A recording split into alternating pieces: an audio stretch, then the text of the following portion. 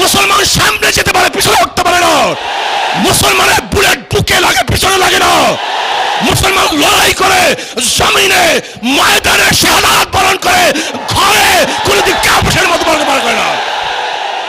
মুসলমান লড়াই করে, শাহাদাত বরণ করে, জমিনের মধ্যে শাহাদাত বরণ করে, কিন্তু কাপুরুষের মতো তারা ঘরে মৃত্যুবরণ করে না। ওরা সিদ্ধান্ত গ্রহণ করেছে গোটা ভারত থেকে মুসলমানদেরকে বিতাড়িত করবে।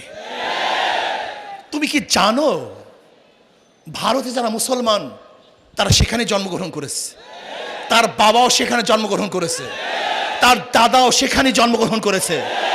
শুধু কি তাই, অন্যান্য ধর্মের লোকগুলি মারা যাওয়ার পরে পানিতে ভাসিয়ে দেয়, পুড়িয়ে দেয়, অন্য জায়গায় চলে যায়, দেশে থাকে না।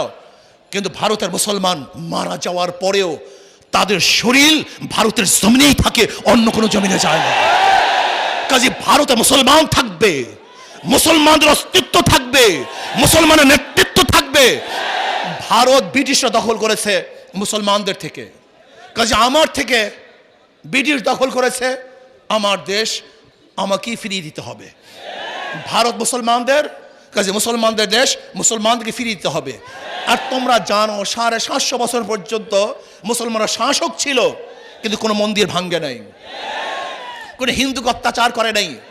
বরং বড় বড় জ্ঞানীরা বলতেছে যদি মুসলমান জোরপূর্বক ধর্মান্তরিত করতো তার ভারতের মধ্যে একজন হিন্দু থাকতো না। কিন্তু 750 বছর পর্যন্ত মুসলমানরা শাসক থাকা সত্ত্বেও এত হিন্দু কেন? মুসলমান কোনো বিজাতির উপর অত্যাচার করে না, জোরপূর্বক কাউকে ধর্মান্তরিত করে না। আমি মোদী সরকারকে বলবো, তুমি যে স্বপ্ন দেখতেছো সেই স্বপ্ন ঘুমের ঘরের স্বপ্ন নয়, জাগ্রত স্বপ্ন। এই স্বপ্ন বাস্তবায়ন হবে না।